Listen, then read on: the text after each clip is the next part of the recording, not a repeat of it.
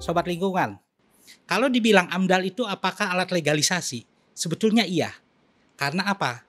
Karena AMDAL adalah salah satu tools sebagai license to operate. Berarti sebenarnya peran AMDAL itu sendiri bukan hanya pada saat penyusunan dan penilaian ya Pak ya, justru yang paling penting saat implementasi. Itu ya yang bisa menggambarkan apakah AMDAL itu benar-benar menjadi instrumen perlindungan lingkungan hidup. Exactly. Ya. Halo Sobat Lingkungan, selamat datang di podcast Total Lingkungan. Di sesi kali ini kita akan bahas topik yang menarik banget nih di bidang lingkungan hidup. Mungkin Sobat Lingkungan sendiri udah pernah ya dengar tentang AMDAL itu sendiri. Nah, di sesi kali ini kita akan bahas terkait dengan AMDAL, tentunya ditemani dengan expert yang sangat berpengalaman nih di bidang AMDAL, yaitu Ketua Forum AMDAL Indonesia sendiri. Oke, kita langsung aja kita sambut Bapak Ibrahim Arsyad selaku Ketua Forum AMDAL Indonesia. Selamat datang Pak Ibrahim di podcast Tata Lingkungan. Bapak keren sekali loh Pak jadi Ketua Forum AMDAL Indonesia. Boleh diceritain sedikit mungkin Pak perjalanan Bapak, gimana sih Pak sampai dengan menjadi Ketua Forum AMDAL Indonesia? Oke, baik, terima kasih Mbak Devi dan salam untuk Sobat Lingkungan. Dalam kesempatan ini saya itu dalam Forum AMDAL Indonesia sebetulnya mulai dari saya masuk kuliah.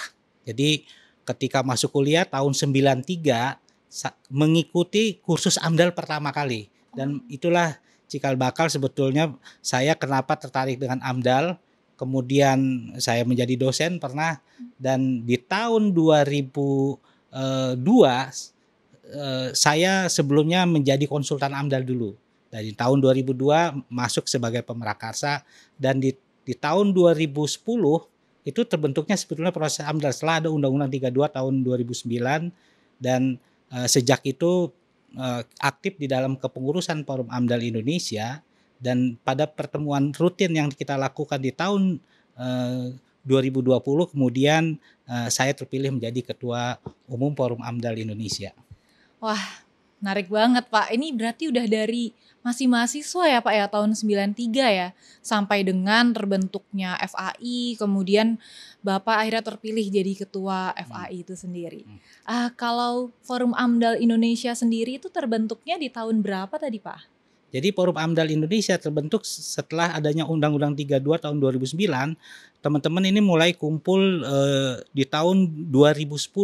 Jadi kalau nggak salah itu adalah pertemuan pertama itu dilakukan di Bali, dan disponsori juga oleh Kementerian Lingkungan Hidup waktu itu.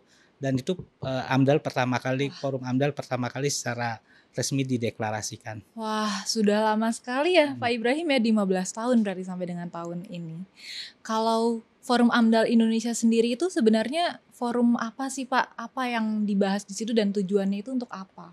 Jadi boleh saya jelaskan bahwa Forum AMDAL itu adalah kumpulan dari orang-orang yang memang punya perhatian terhadap analisis mengenai dampak lingkungan atau AMDAL, mulai dari pemrakarsa terutama ya, kemudian juga pemerintah dalam hal ini apakah Kementerian Lingkungan Hidup, Dinas Lingkungan Hidup yang mempunyai kewenangan untuk menilai, serta juga pemrakarsa dan akademia yang bertanggung jawab untuk membuat tenaga-tenaga yang punya capable untuk menilai, menyusun AMDAL. Itu jadi kumpulan dari multi pihak. Jadi memang anggotanya sendiri beragam ya Pak ya. Kalau untuk kriteria anggotanya itu apakah harus dari profesional atau misalkan akademisi nih atau masyarakat luas, misal Sobat Lingkungan ya, mau bergabung, itu bisa nggak ya Pak kira-kira? Ya, pada prinsipnya adalah siapapun yang punya minat untuk menjadi pemerhati tentang lingkungan hidup, tentang dampak lingkungan, baik pelaku, penilai, itu bisa bergabung menjadi anggota Forum AMDAL Indonesia dan berdiskusi bersama-sama dengan kami di Forum AMDAL, melihat, memastikan bahwa pelaksanaan pembangunan, pelaksanaan industri itu mempunyai dampak positif dan baik untuk lingkungan hidup, termasuk juga manusia di dalamnya. Oh, jadi sebenarnya memang forumnya terbuka ya Pak ya, baik itu untuk pelaku usaha ataupun untuk konsultan tadi ataupun akademisi ya bahkan Pak. Ya, kalau menurut Pak Ibrahim sendiri selaku Ketua Forum AMDAL Indonesia, bagaimana sih Pak pandangan Bapak terhadap AMDAL saat ini, terutama kaitannya dengan peran AMDAL sebagai instrumen perlindungan lingkungan hidup dalam pembangunan? Baik, jadi kalau kita lihat ya, instrumen pengendalian lingkungan hidup tuh ada paling tidak ada 11 ya. Salah satunya AMDAL. Selain itu ada KLHS, ada AMDAL, ada monitoring lingkungan, ada izin, ada penegakan hukum. Jadi AMDAL adalah instrumen yang penting untuk memastikan bahwa setiap kegiatan dianalisis, dikaji dampaknya terhadap lingkungan. Jadi mulai dari dampak terhadap air, dampak terhadap udara, dampak terhadap vegetasi, bahkan dampak terhadap manusia itu sendiri sebagai satu kesatuan ekosistem. Jadi any kind of activity, bukan hanya di Indonesia tapi juga di any kind of project atau kegiatan-kegiatan yang menyangkut kegiatan yang memiliki dampak terhadap lingkungan itu harus ada analisis dampak lingkungannya. Jadi sangat penting sebagai instrumen preemptif, sebagai salah satu instrumen untuk memastikan bahwa kegiatan itu dilakukan dengan benar, mempertimbangkan aspek lingkungan, dan memastikan bahwa dampak negatifnya dimitigasi dan dampak positifnya itu ditingkatkan, kira-kira begitu. Wah, berarti sebenarnya sangat penting ya Pak ya instrumen AMDAL sendiri dalam proses pembangunan tadi, karena pembangunan sendiri menimbulkan dampak-dampak ya yang perlu dikaji dan dianalisis untuk diminimalkan dan tentunya dampak positif dimaksimalkan seperti itu. Kalau boleh tahu menurut Pak Ibrahim, tantangan terbesar di bidang AMDAL saat ini itu seperti apa ya Pak? Baik Mbak Devi, jadi Sobat Lingkungan, kalau kita bicara soal AMDAL, itu ada paling tidak ada 3 aktor utama. Ya kalau boleh saya bilang 4. Aktor yang pertama adalah apa? Pemrakarsa. Pemrakarsa ini adalah industri yang mengajukan analisis dampak lingkungan. Jadi bagaimana industri itu mendeskripsikan kegiatannya, melihat kegiatannya dampaknya terhadap lingkungan. Kemudian aktor yang kedua adalah penyusun. Karena pada saat kita melakukan AMDAL, kita dibantu oleh penyusun yang memang sudah punya kompetensi, kapabilitas, dan tersertifikasi untuk menyusun dan menganalisis AMDAL. Dan aktor yang ketiga adalah penilai, yaitu pemerintah, ya kan. Nah, pemerintah ini dalam hal ini adalah yang menilai dan memberikan persetujuan kelayakan lingkungan. Dan yang keempat tidak kalah pentingnya sebetulnya adalah akademia. Akademia ini adalah pusat studi lingkungan yang memang sejak lama dibentuk oleh pemerintah, dan sekarang ada namanya Badan Kerjasama Pusat Studi Lingkungan BKPSL hampir di seluruh universitas yang ada di Indonesia, dan itu yang menelurkan ahli-ahli atau tenaga-tenaga yang bagus untuk menyusun dan menilai AMDAL.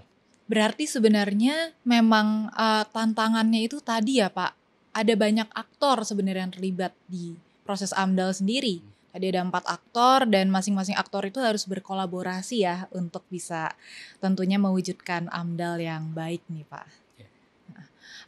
Selanjutnya Pak, kalau menurut Pak Ibrahim dan juga tentunya Forum AMDAL Indonesia, sebenarnya seperti apa sih kualitas dokumen AMDAL saat ini di Indonesia, dan kira-kira apakah ada yang perlu dibenahi dari proses AMDAL? Baik, jadi kalau kita bicara kualitas itu bagian dari tantangan AMDAL, ya. Jadi salah satu tantangannya kualitas. Balik lagi bahwa baik tidak baiknya kualitas AMDAL itu sangat ditentukan oleh paling tidak tadi informasi yang diberikan oleh pemrakarsa itu harus jelas. Kemudian penyusunnya harus punya kompetensi untuk menyusun dan memastikan bahwa sesuai kajian secara saintifik maupun proses yang sesuai dengan tata cara penyusunan AMDAL. Yang ketiga juga penilai. Jadi AMDAL baik dan tidak baik adalah AMDAL yang bisa digunakan sebagai alat pengelolaan lingkungan. untuk memitigasi lingkungan. Jadi dokumen yang baik itu adalah dokumen yang memang berisikan identifikasi lingkungan yang benar, metodologi yang benar, kemudian dia bisa digunakan oleh pemrakarsa untuk memastikan bahwa dampak lingkungannya bisa dikelola. Ya itu yang paling penting. Itulah AMDAL yang baik. Jadi memang sangat komprehensif begitu ya Pak isinya ya, lengkap dan juga memang tentunya harus bisa diimplementasikan ya Pak. Kalau bagi Pak Ibrahim, apakah melihat situasi pembangunan saat ini ada tidak ya kira-kira kekhawatiran nih bahwa AMDAL itu kok saat ini lebih menjadi alat legalisasi saja untuk suatu usaha dilakukan dan justru mungkin khawatirnya tadi peran lingkungannya sendiri jadi ditinggalkan. Terima kasih. Baik, Sobat Lingkungan. Kalau dibilang AMDAL itu apakah alat legalisasi? Sebetulnya iya. Karena apa? Karena AMDAL adalah salah satu tools sebagai license to operate. Itu yang paling penting. Nah, apakah kemudian sebagai alat environment assessment ini sebagai legalisasi, itu yang tidak kalah pentingnya adalah bagaimana kemudian diimplementasikan AMDAL itu dalam praktek bisnis sehari-hari, dalam tahap operasi. Jadi sebagai preemptif dia punya manfaat, diimplementasikan dan dipastikan dilakukan dan dievaluasi. Berarti sebenarnya peran AMDAL itu sendiri bukan hanya pada saat penyusunan dan penilaian ya Pak ya, justru yang paling penting saat implementasi. Itu ya yang bisa menggambarkan apakah AMDAL itu benar-benar menjadi instrumen perlindungan lingkungan hidup. Exactly. Ya. Wah, semakin menarik ya sepertinya Sobat AMDAL pembahasan kita di sesi kali ini. Sekarang kita akan masuk ke sesi break dulu. Sobat Lingkungan jangan kemana-mana karena tentunya di segmen berikutnya kita akan kembali lagi dengan pertanyaan dan diskusi yang lebih menarik lagi nih. So jangan kemana-mana, stay tune Sobat Lingkungan, kita akan kembali lagi beberapa saat lagi.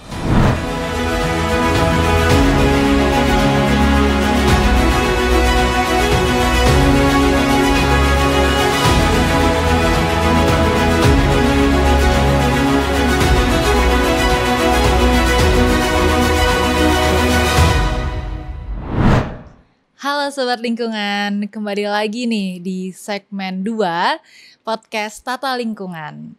Tentunya segmen 2 kali ini gak kalah seru ya dengan pembahasan kita sebelumnya. Kali ini kita akan bahas gimana sih pandangan AMDAL setelah Omnibus Law nih, khususnya di tahun-tahun berjalan saat ini. Seperti yang kita tahu bersama kan di tahun 2020 ada fenomena Omnibus Law ya, yang mana mengubah beberapa undang-undang, termasuk salah satunya Undang-Undang Perlindungan dan Pengelolaan Lingkungan Hidup.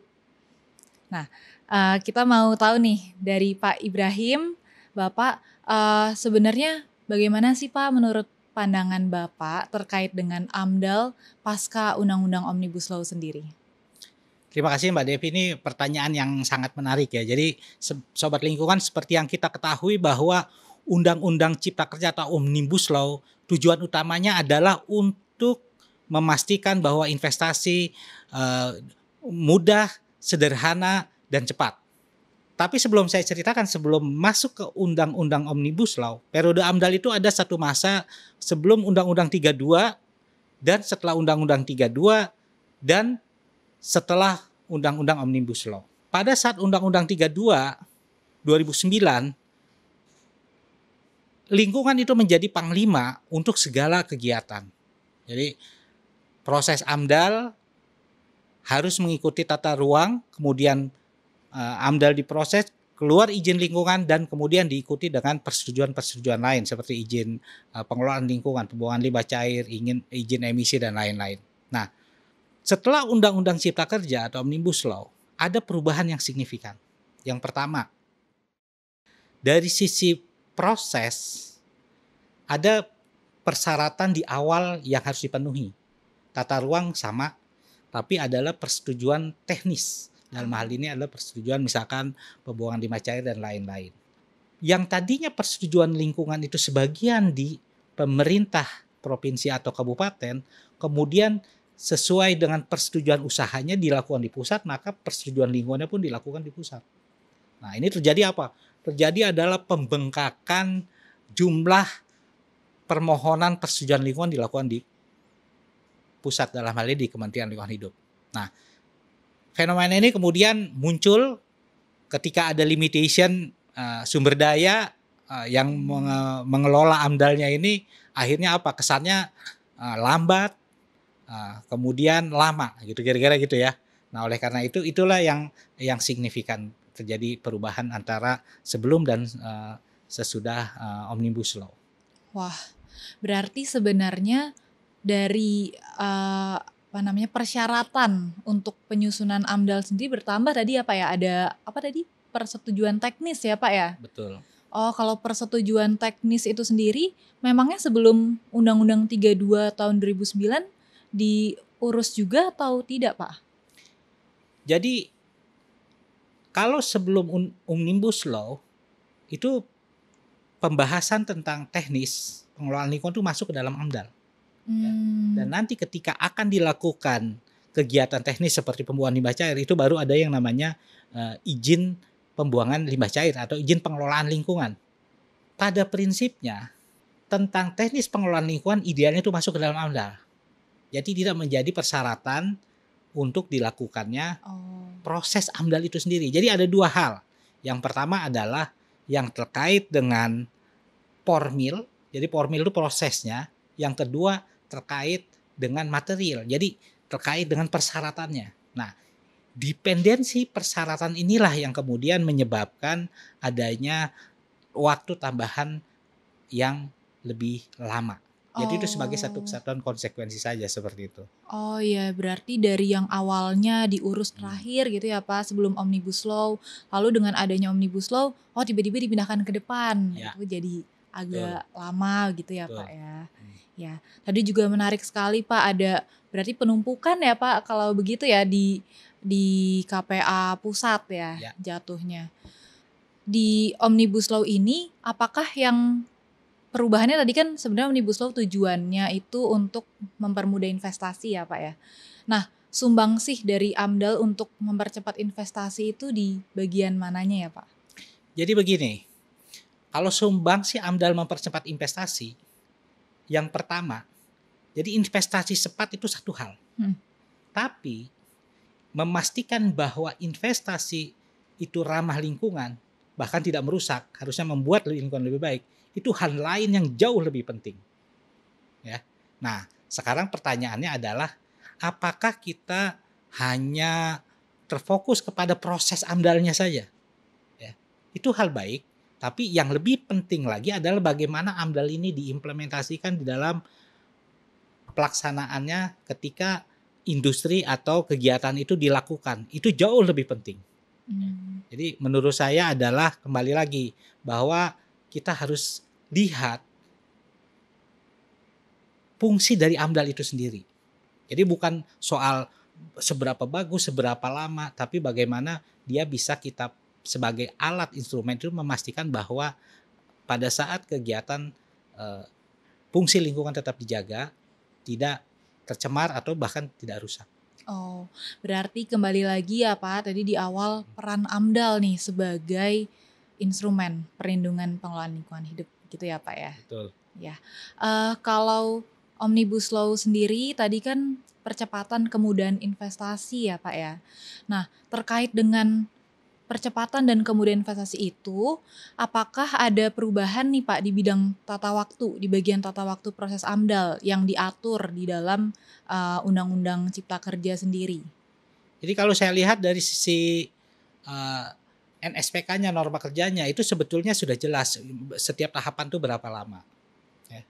Cuma memang tadi ada persyaratan-persyaratan yang dependensi, itu yang membuat saya bilang tadi membuat rentang waktunya akan lebih lama. Sebetulnya kita bisa melakukan terobosan-terobosan. Ya. Terobosan yang pertama adalah misalnya ya, persetujuan teknis itu dilakukan secara paralel.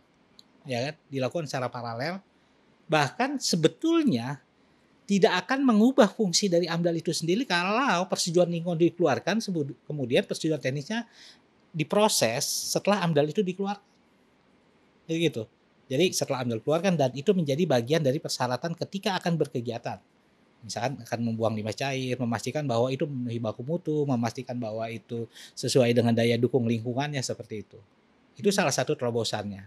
Jadi demikian juga dengan persyaratan-persyaratan yang lain, misalkan persyaratan tata ruang.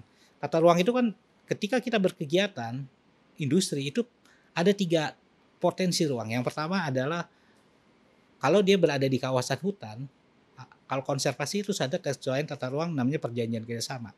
Kalau di kawasan hutan produksi dia harus ada namanya persetujuan penggunaan kawasan hutan atau PPKH. Kalau di area lain, penggunaan lain atau itu adalah dengan persetujuan ruang darat. Dan yang ketiga itu di laut, ya kan, Oh, persetujuan tata ruang oke. laut. Nah, ini pun bisa sebetulnya kalau dijadikan sebagai bagian dari persyaratan AMDAL dan dituangkan di dalam eh, istilahnya itu apa, persetujuan lingkungan ya, bahwa ini akan Mhm. menjadi satu kesatuan menjadi persyaratan dalam proses berkegiatan sebelum kegiatan itu dilakukan dan memastikan bahwa itu sesuai. Nah, saya kira itu salah satu terobosan-terobosan yang bisa dilakukan eh, bagaimana untuk mempercepat, bagaimana untuk membuat proses AMDAL menjadi lebih simpel, lebih sederhana. Ada hal lain lagi yang penting sebetulnya, selain dari soal masalah dia lebih sederhana, yaitu terkait dengan kepastian persyaratan dan kepastian waktu, transparansi. Jadi kita tahu persis prosesnya sudah di mana, kemudian dia eh, kapan dan apa saja. Dan ini yang juga penting dalam transparansi proses dan kepastian persyaratan. Wah, jadi sebenarnya menarik ya Pak tadi tetap, dari persyaratan AMDAL-nya itu sendiri yang mana mungkin posisi-posisinya ya, tadi yang awalnya sebelum, proses AMDAL jadi mungkin bisa masuk tuh menjadi persyaratan-persyaratan di dalam, kelayakan lingkungan hidupnya ya Pak ya. Dan yang kedua, ini yang sangat menarik Pak terkait dengan transparansi nih. Eee, Sebenarnya saat ini sudah ada belum sih Pak upaya mungkin upaya pemerintah yang, kita bersama ketahui terkait dengan transparansi proses AMDAL? Mungkin ada sistem informasi kah yang diakses, yang menyampaikan informasi-informasi terkait dengan proses yang saat ini sedang diajukan atau gimana Pak? Jadi Mbak Devi, salah satu hal yang kita sangat apresiasi sebetulnya dari Forum AMDAL Indonesia adalah ketika usulan digitalisasi ya. Zaman sekarang itu kan digitalisasi itu penting. Misalkan adanya AMDALNet, AMDALNet diakses dengan sangat mudah dan transparan. Itu salah satu tools yang penting ketika kita berproses AMDAL itu menjadi lebih transparan. Yang pertama itu. Yang kedua, sebetulnya kita juga bisa mengefektifkan yang namanya helpdesk. Jadi helpdesk itu bisa diakses dan mendapatkan respon. Itu bagian dari transparansi sehingga orang kan jadi tahu prosesnya sudah sampai mana. Nah, itu yang membuat kepastian lebih lebih jelas dalam hal proses AMDAL itu sendiri. Wah, menarik ya Pak, berarti sebenarnya saat ini tuh sudah ada ya sistem informasi AMDALNet tadi itu ya Hmm, dan juga bahkan ada bantuan berupa helpdesk ya. betul. Itu, mungkin akan sangat membantu ya Pak ya bagi pemrakarsa khususnya dan juga konsultan yang saat ini sedang mengajukan proses, dokumen AMDAL ya. Kalau boleh tahu untuk layanan AMDALNet ini sendiri, kira-kira lingkupnya itu hanya yang diajukan ke pusat saja yang kita bisa tahu atau ke daerah juga ya, Pak, ya? Jadi kalau kalau saya kebetulan punya pengalaman di Mhm. sektor migas ya, sejak awal itu memang di pusat, di AMDALNet Oh, pusat. iya. Tapi idealnya semua proses AMDAL di era digitalisasi ini itu bisa di satu wadah tadi AMDALNet. Artinya apa? Artinya seandainya pun prosesnya adalah di pemerintah provinsi atau pemerintah kabupaten untuk sektor yang lain ya, itu sangat mungkin dimasukkan ke dalam AMDALNet. Menarik sekali, Pak. Jadi memang, AMDALNet sendiri itu harapannya bisa menjadi wadah digitalisasi AMDAL di Indonesia ya, Pak, ya. Tentunya akan semakin, membantu, kira-kira ketika ada, apa namanya, kebutuhan untuk analisis atau kajian dampak terhadap kegiatan-kegiatan yang dilakukan baik di pusat ataupun di daerah, itu jadi kita bisa memantau dan juga melihat ya apakah seperti apa sih saat ini prosesnya dan bagaimana sih kajian-kajian yang sudah dilakukan sebelumnya gitu ya Pak ya. Betul. Saya rasa sangat menarik nih. Eee, Pak, kalau boleh tahu tadi, Bapak kan juga sempat bilang ya bahwasanya AMDAL ini dia, eee, dilakukan oleh berbagai macam pihak. Jadi ada 4 pihak ya tadi, ada akademisi, kemudian ada penilai dari pemerintah, dan tentunya pemrakarsanya sendiri yang mengajukan dan juga konsultan. Nah, sebenarnya tadi itu juga sempat dibahas terkait dengan kompetensi nih dari masing-masing pihak ini. Nah, kalau boleh tahu dari Forum AMDAL Indonesia sendiri, apakah sudah pernah ada upaya untuk peningkatan kompetensi dari masing-masing keempat, apa namanya, stakeholder yang mempengaruhi proses AMDAL sendiri? Ya, terima kasih Pak Devi. Jadi Forum AMDAL Indonesia sebagai wadah tempat berkumpul dari empat empat aktor tadi ya, empat pihak tadi, kita sebetulnya pertemuannya itu rutin ya. Biasanya ketemu di misalkan di Universitas Indonesia, di Pusat Studi Lingkungannya IPB dan lain-lain ya. Jadi kita ketemu membahas bukan hanya soal kompetensi, bukan hanya soal training, tapi juga kita membahas tentang proses, tentang material. Kemudian juga kita seringkali mengadakan pertemuan rutin atau sesi-sesi tentang membahas bagaimana proses AMDAL, bagaimana proses persetujuan tata ruang, bagaimana proses penilaian dan lain-lain.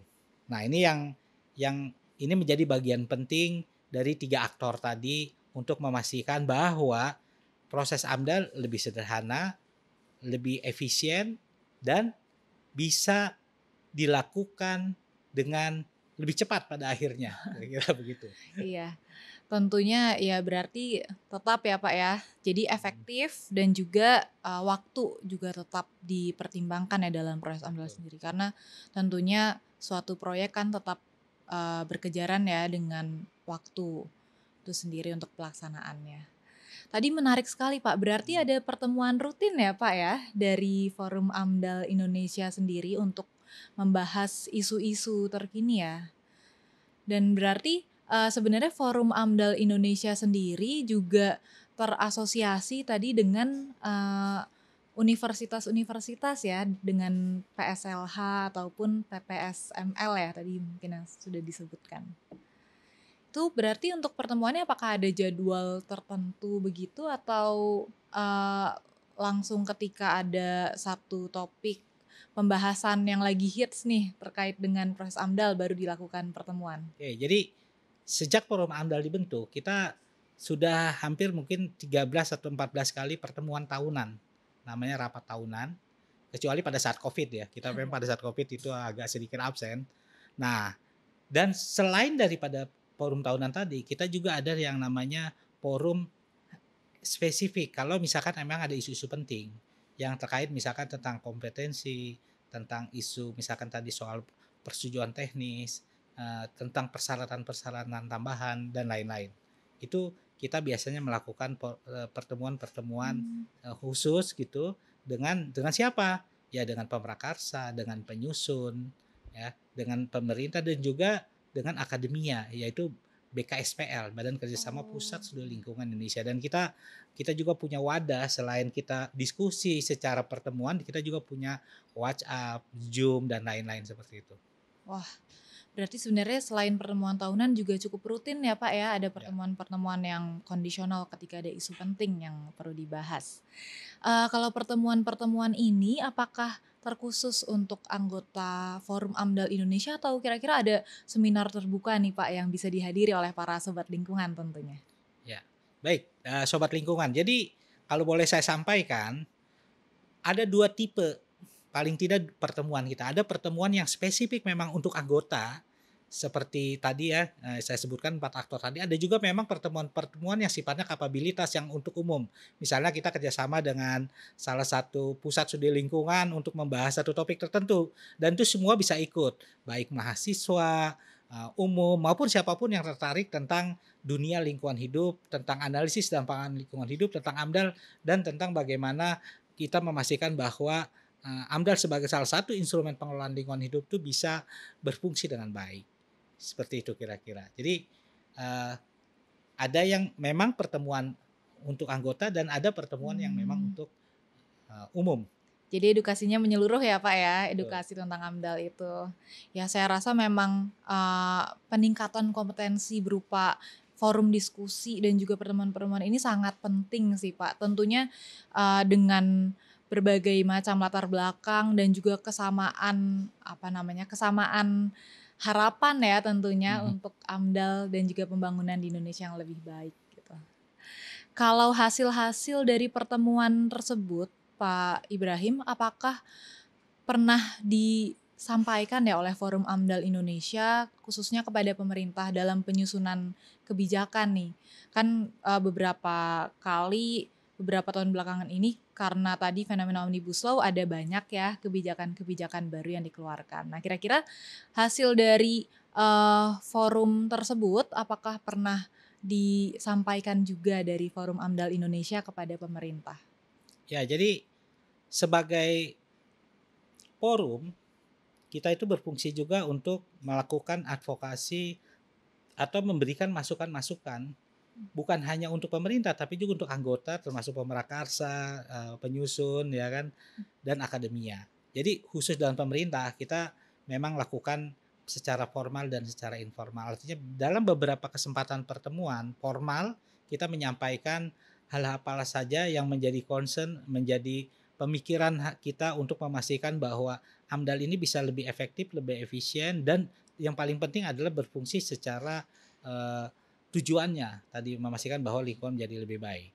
Dan yang paling penting itu misalnya ya bagaimana sih AMDAL ini ketika dia diimplementasikan sejak awal kita tahu bahwa dia bisa mengukur dampak lingkungan. Ya misalkan kita lihat soal misalkan ada eksternalitas cost misalkan terjadi penurunan kualitas air atau penurunan kualitas udara. Bagaimana memastikan bahwa itu dikelola dan menjadi biaya dalam operasional atau biaya internal pemrakarsa. Jadi sebenarnya hasil-hasil pembahasan itu juga sudah diflorkan ya Pak ya. Jadi otomatis Forum AMDAL Indonesia sendiri juga bekerja sama ya dengan pemerintah tentunya untuk bisa menghasilkan aturan-aturan dan juga kebijakan yang lebih baik tentunya untuk lingkungan hidup ya di bidang AMDAL itu sendiri. Ya. Jadi betul selain itu juga saya ingin sampaikan bahwa saya mengucapkan terima kasih kepada Kementerian Lingkungan Hidup ketika menyusun peraturan perundangan, ketika membahas soal AMDAL, Forum AMDAL Indonesia dilibatkan juga bersama dengan BKPSL. Sangat bagus ini Pak, sangat menarik. Jadi memang proses-prosesnya dari Forum AMDAL Indonesia sendiri juga turut aktif ya dalam menyumbang saran masukannya nih untuk kebaikan perlindungan lingkungan hidup di Indonesia. Tadi kita juga sempat bicara ya Pak tentang AMDALNet ya tadi ya untuk digitalisasi dan juga transparansi nih proses AMDAL. Kalau menurut Forum AMDAL Indonesia sendiri, gimana sih saat ini proses digitalisasi dan juga transparansi yang sudah dilakukan? Apakah kira-kira efektif atau enggak saat ini upaya yang dilakukan itu? Dan kira-kira kalau butuh perbaikan, seperti apa nih perbaikan yang diharapkan? Jadi begini, kalau kita bicara digitalisasi, yang pertama itu selalu bicara soal bagaimana kemudahan akses. Ya.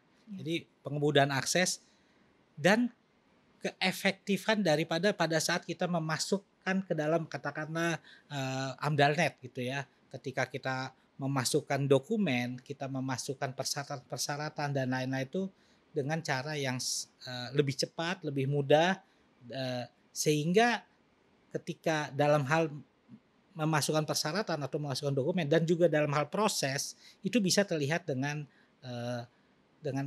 mudah gitu, dengan transparan. Nah kalau begitu saya bilang pada prinsipnya kalau itu sudah ada kepastian dalam proses maka sebetulnya itu sudah cukup. Ya. Jadi itu kira-kira. Dan yang sekarang itu sudah bagus lah. Oh, jadi sebenarnya dari aksesibilitas Ya, tadi itu ya Pak ya, dan juga kemudahan untuk mendapatkan tanggapan ya. Tadi mungkin dari adanya helpdesk juga cukup membantu ya Pak ya untuk proses transparansi itu sendiri betul, ya betul. berarti. Iya ya. Eh, Berarti untuk kira-kira apa nih Pak masukan untuk AmdalNet ke depannya? Misalkan untuk kemudahan aksesibilitasnya ke depannya harapannya seperti apa? Dan mungkin ada pengalaman nggak nih Pak dalam mengakses sistem informasi AmdalNet itu sendiri? Kalau mimpi saya terhadap AMDALNet itu cukup cukup be besar ya. Mhm. Jadi AMDALNet itu bukan hanya sebagai tempat untuk melihat proses, tapi juga sebagai alat analisis. Jadi kalau misalkan kita ambil contoh begini, kita masukkan deskripsi kegiatan, kita masukkan komponen lingkungan hidup, parameter-parameter ini kemudian AMDALNet itu punya kemampuan analisis sehingga dia come up dengan keluar dengan mitigation apa, dampak apa, mitigation apa yang harus dilakukan pada saat kita menyusun AMDAL. Nah, otomatisasi ini bukan hal yang tidak mungkin. Di beberapa negara atau di beberapa kegiatan itu sudah mungkin dalam penyusunan Asia Environment Impact Assessment. Nah, menurut saya ya untuk tahap awal AMDALNet is good. Saya bilang kita sudah bisa memasukkannya, sudah bisa berjalan dengan baik. Itu yang pertama.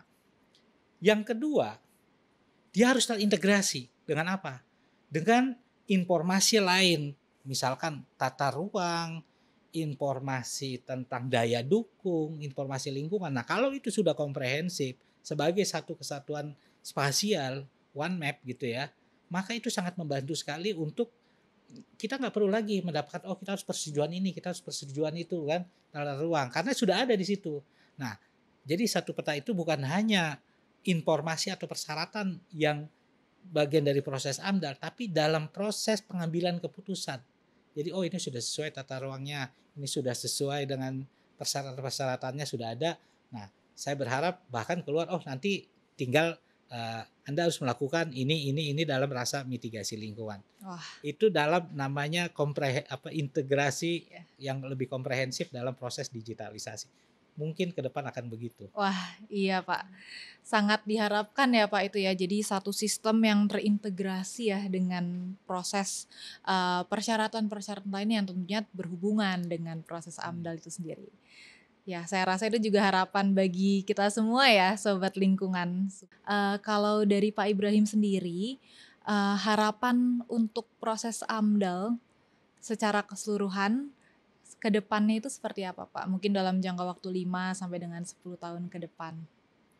Proses AMDAL itu harusnya lebih simpel, lebih sederhana, tetap memastikan bahwa pengelolaan atau mitigasi dampak lingkungannya itu tepat. Ya. Jadi dalam 10 tahun ke depan otomatisasi, digitalisasi tadi ya, termasuk juga analisis yang lebih presisi itu sangat penting.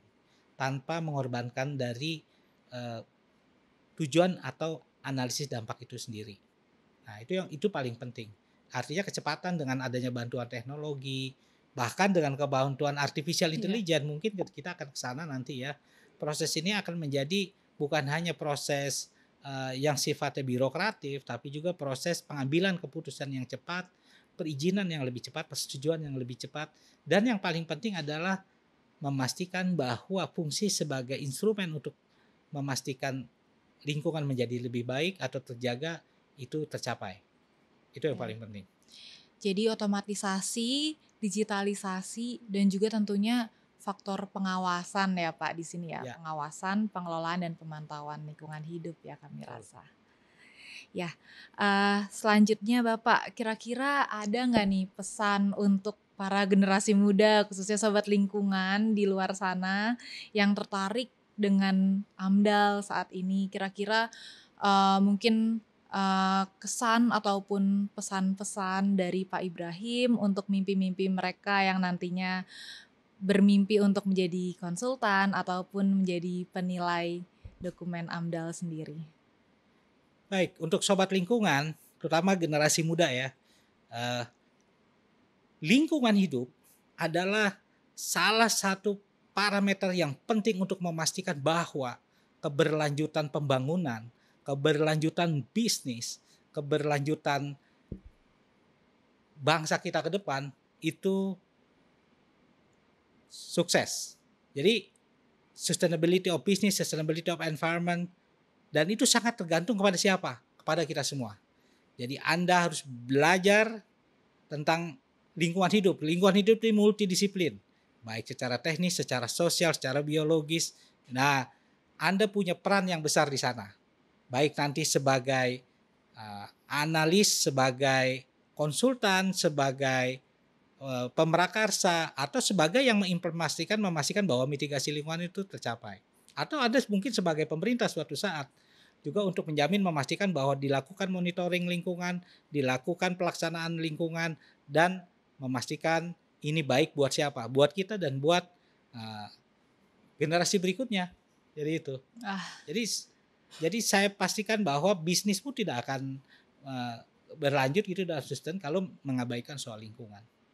Wah, itu pesan yang bagus sekali ya Pak ya. Kami rasa gimana sobat lingkungan, terutama sobat-sobat lingkungan yang nantinya akan menjadi generasi muda pemimpin nih di masa depan. Jangan lupa pesan dari Pak Ibrahim bahwa lingkungan itu adalah aspek yang sangat penting ya bagi pembangunan. Dan tentunya kesuksesan ataupun kemajuan negara ini juga ditentukan oleh kelestarian lingkungannya ya Bapak ya. Pertanyaan terakhir nih Pak, aduh nggak berasa ya sudah sampai di sesi pertanyaan terakhir. Kira-kira Bapak kalau misalkan para sobat lingkungan ini mau bergabung di Forum AMDAL Indonesia, caranya seperti apa ya Pak? Ada kontak yang bisa dihubungi atau mungkin ada open recruitment-nya itu seperti apa Pak? Ya, jadi buat teman-teman terutama yang memang punya minat ya, dan berkecimpung di bidang lingkungan hidup atau keberlanjutan sustainability, ya tentunya apakah nanti Anda sebagai mahasiswa, apakah sebagai orang yang bekerja di sektor swasta maupun di negeri gitu ya, itu bisa bergabung melalui satu grup. Sebetulnya namanya kita punya WhatsApp grup, kita punya pertemuan rutin, jadi bisa melalui BKPSL nanti, atau kalau boleh dicatat ada nomor WA grup ya yang nanti bisa hubungi nomor WA ini 0812 102 7762.